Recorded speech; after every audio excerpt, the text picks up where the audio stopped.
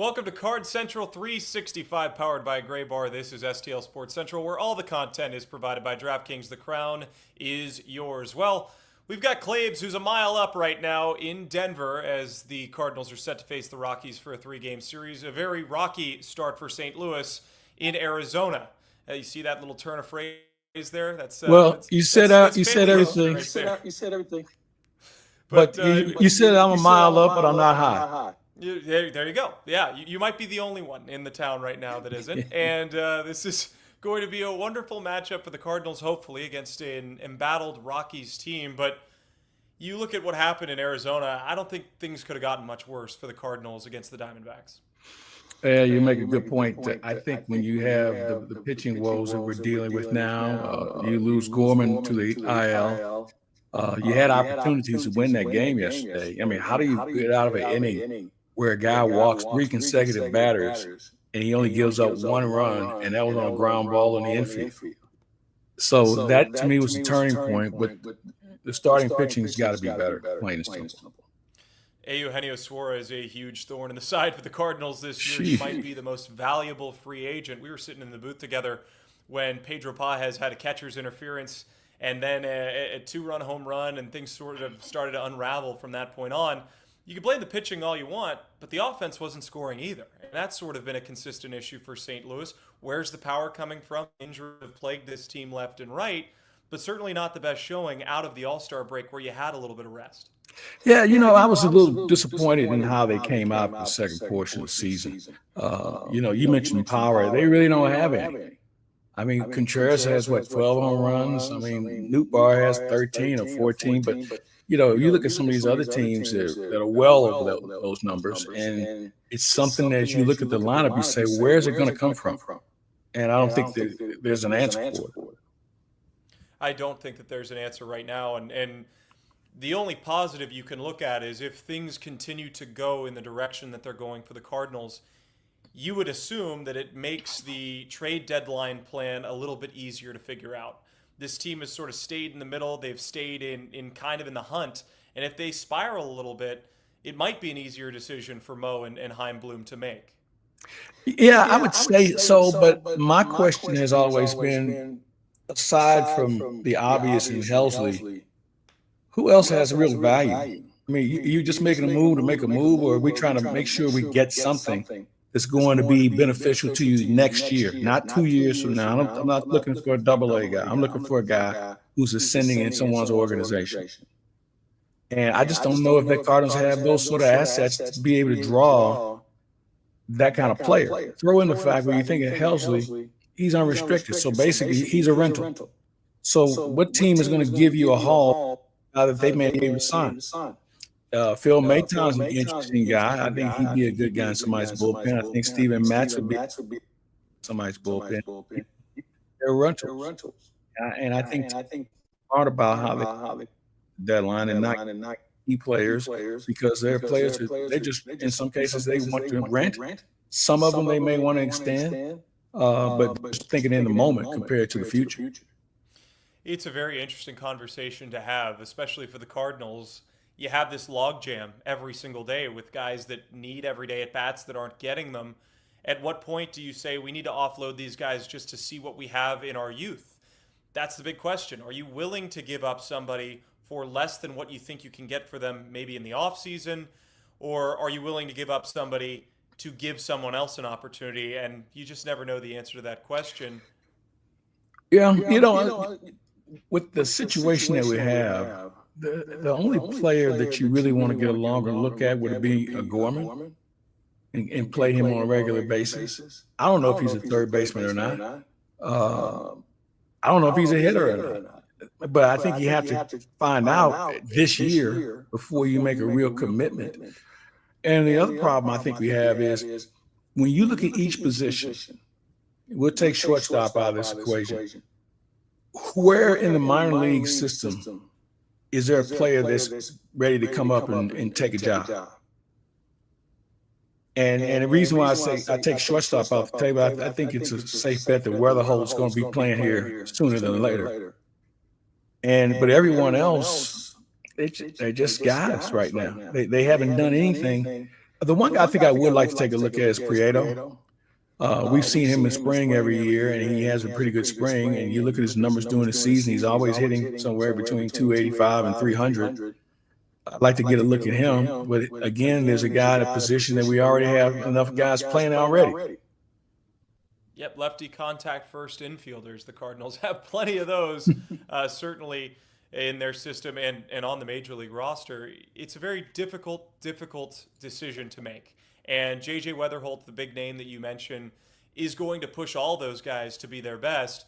But then you think about Ivan Herrera. He was taking some reps in the outfield pregame in Arizona. I think that makes a whole lot of sense, trying to get him up to speed and getting him playing in the field if he's not going to be an everyday DH. But beyond that, you don't know. You don't know. This is a big chance to see if you actually have some power in the next 3 games at Coors Field. You never want to stray from the game plan, right, of hit line drives, but I can't think of one thing the Cardinals need more than an offensive explosion, a 10 or more run game where they can prove to themselves once again that they can hit. Yeah, and we've seen them do that this season. But, it just comes it's so erratic because of the injuries and, not being able to have a person that can hit left-handed pitching. It's always something. But at some point, we're inside of 60 games left? So if you don't know your team by now, you'll never know it. It is certainly one of those things that we've discussed a lot about. You would have thought that we would know the identity of this team. Too many players have been injured, especially in the middle of the season. Gorman with his back problems. Of course, Lars Nootbaar struggling with that intercostal muscle, and that's something that is tough for the Cardinals. Players that they expected to be part of this future, you don't know anymore. It raised a lot of questions, and because of injury, those guys don't have a ton of trade value. Take away the stats, when you're injured, your trade value plummets regardless of if you're hitting 300 with 25 home runs.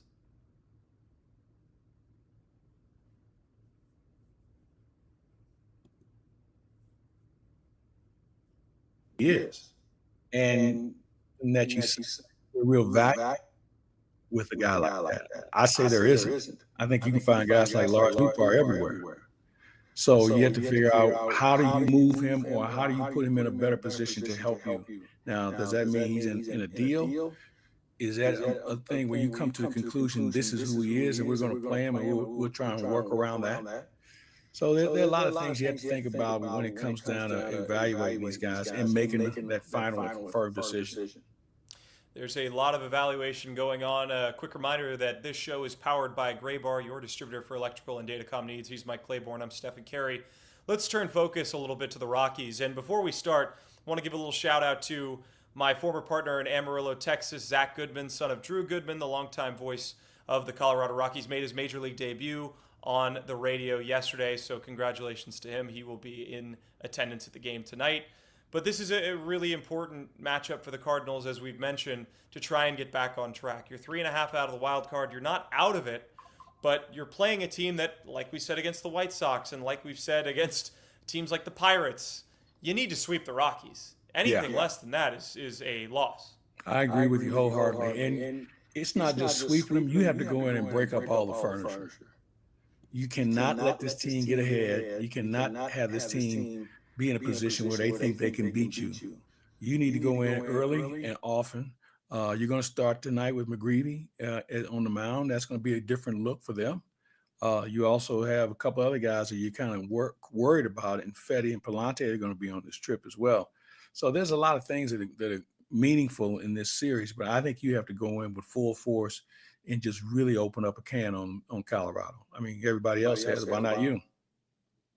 They have, and this is the return of Nolan Arenado to a place that he knows well. 555 career games at Coors Field, 320 average, 139 home runs.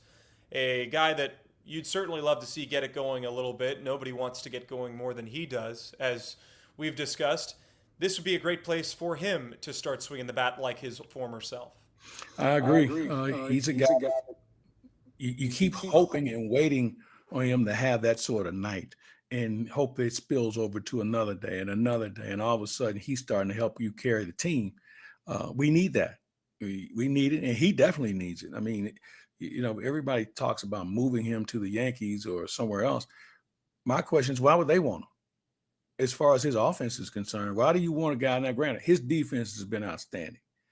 He turned a double play yesterday that I've never seen before. But the offense is what you're hoping to get, and we haven't received it. And I'm trying to figure out why they think it's going to get better just because he's in New York. A smaller ballpark for sure, but there's a whole lot of added pressure in New York. Maybe a better offensive lineup that gives him a little bit more protection. That's the only thing I can think of. But the next couple of days, the Cardinals have very hittable pitchers. Game 1, Austin Gomber, lefty. The Cardinals have struggled against lefties, but he's 0-3 with a 5.65 ERA. Then a righty in Bradley Blaylock, who's 0-2 with a 9.97. I mean, if you can't hit against those numbers, then you've got a bigger problem than even the last couple of days would suggest. I would agree. Again, there's no excuses about this series. You have to go in and beat them. The numbers indicate that they're not very good, and there's no reason for you to give them a reason to think that they are. Michael McGreevy on the bump. You mentioned that Matthew Liberatore, not sure what the whole plan is with him. It would make sense to give him a little bit more. He'll pitch in St. Louis. He will pitch in St. Louis. So they want to give him just some extra days of rest. He's at a point where being a full-time starter, you have to monitor those things a little differently than coming out of the bullpen, which he's done most of his career. So it's just a caution, making sure he doesn't hit the wall too soon.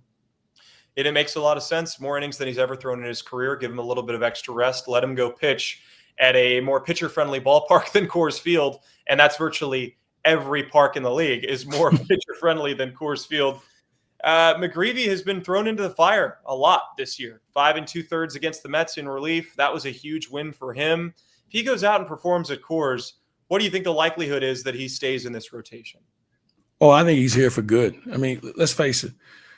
We have 60 games left. What is he going to do? What is he going to learn playing in Memphis at this point? I think the plan was for him to be part of this team anyway at some point during the season, and I think the time is right for him to do it now. I mean, right now he gives you a better chance to win in his very short and small sample size compared to some guys who are in the rotation on a regular basis.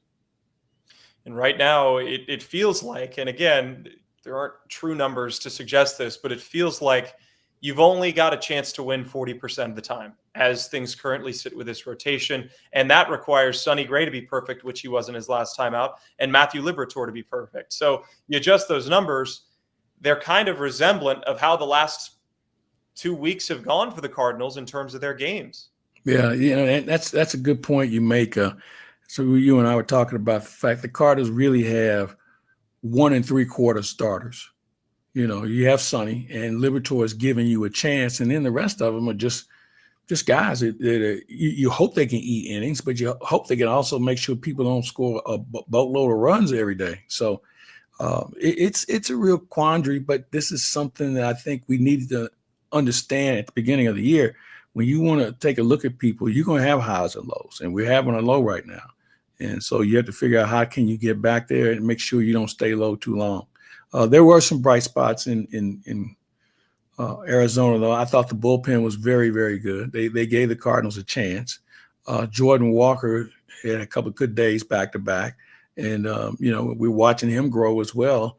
And hopefully, what he was able to do in Arizona, he can even add on in Colorado, especially the way the ball flies out of that ballpark. So you have to look at the little things and hope you can build on them, because the glaring things is, it is what it is.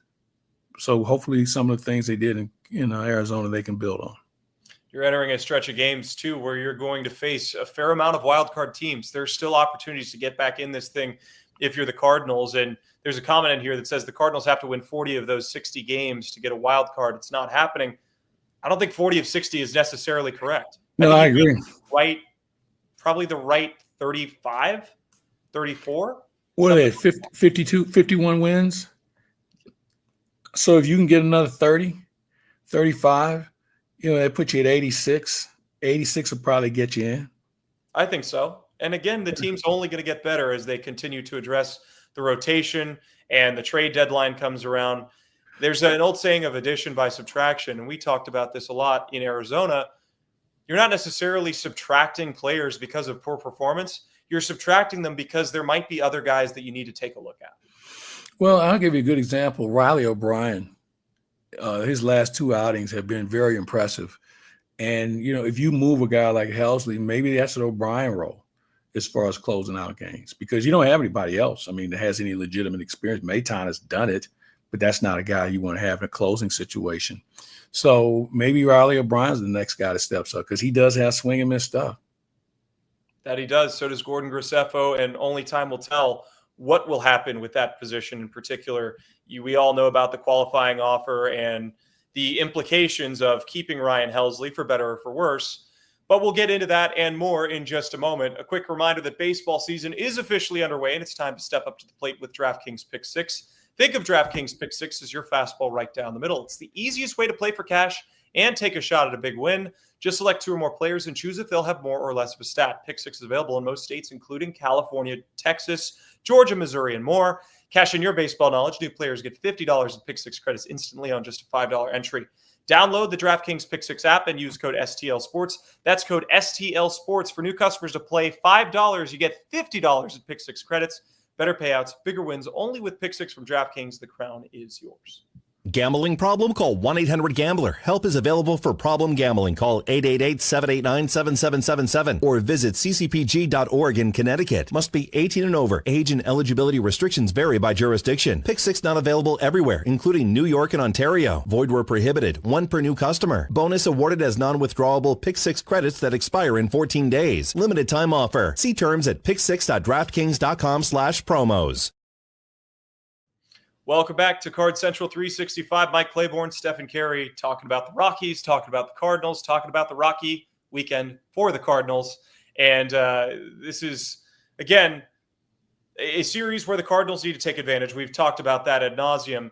But who do you think, above all other players, will need to have a good series for this team to continue to build momentum? Everybody. They have to really kind of come together here. We touched on a couple of guys. Mason Wynn swinging the bat a little bit better. Walker, we touched on him. You got to get Donnie going. Wilson Contreras, you have to find a way to get him more engaged offensively. And I think once you have a few of those guys start to swing the bat better, it becomes contagious, and you'll see some other guys pick up their game. And that's what they really need right now. So the middle of the order, you need to get a little bit more from. But I think that everybody really at this point needs to step up. It felt like Murphy's Law in Arizona. Anything that can happen will happen. And virtually every time Eugenio Suarez came up to bat, things did happen, and it was unavoidable. And it looked like in some moments that the team looked a little bit defeated out there on the field. I think that whole narrative changes if you take 3 from the Rockies and then you face a good Padres team, a beatable Padres team, back at home at Busch Stadium. Yeah, you get the Padres for 4. They're a team that's certainly contending for postseason. And I think it also gives you – it's a good barometer for you, the Cardinals, to know just how good they are and where are they. You can say, well, anybody can beat Colorado. Yeah, you're probably right. But in this situation, if you really want to see if you're progressing in the right direction, that San Diego bunch will certainly give you a test for your money. So you have to take that into account. And as you said earlier, we're going to see a lot more teams that are postseason conditioned. And those teams are the ones that you're going to be fighting for, A, to get in for yourself, and B, you may end up facing one of those teams. So it's a good time and a good test leading up to the deadline. And my concern is, or do you have guys thinking about the deadline too much? Or are you thinking, guys, you remember with so many young players, they haven't gone through this very often. And sometimes guys can overthink the situation, and they certainly can overthink the value. So this is a very critical time for this team. It really is. And you look at a team like the Rockies, they have 24 wins all year, but for whatever reason, they don't feel as helpless of a group as last year's White Sox. They don't necessarily have the same amount of wins. They're kind of on pace to be right up there with the the White Sox from last season, but they have some young pieces that I don't think the White Sox really had in 2024 that can make you think a little bit. No pitching whatsoever, but offensively, they have quite a few guys that can certainly put the barrel to the ball. And the thing about that is if they get into your bullpen, they can burn up a bullpen. And with the games coming up with the Cardinals, that's the one thing you have to be careful of. And somebody's going to have to going to have to eat one at some point. You just can't run guys out there every night. And then you say, well, we got San Diego for 4. That's where you really start to pay attention to guys and their innings on their arm and things of that nature. So very critical. As I said earlier, they got to jump on these guys early, and there's no reason why they shouldn't. That was not the case in Arizona. Arizona was scoring first in every game. They were scoring in the first in every game. So keep the Rockies from scoring first is always a great plan of attack. Claibs, only a few more minutes left in this show. Your outlook on this season, just as a whole. You've seen the ups and the downs, the highs and the lows of the Cardinals. Taking a peek at how their games have gone, they had a really rough start. And then they went on a tear in May, had the June swoon, and now are here. But if you look back at what the plan was during spring training, have you considered this a successful start to the season for the Cardinals, or are you a little bit more reserved than to go there? I'm a hold judgment because there's a couple of things. When you weren't able to move Arenado, that kind of backed things up. That's your first thing. So, as I said earlier, we don't know if Nolan Gorman can play third base or not. And we know this. We don't have anybody else who can play third base in the organization that's big league ready. So that's the one thing.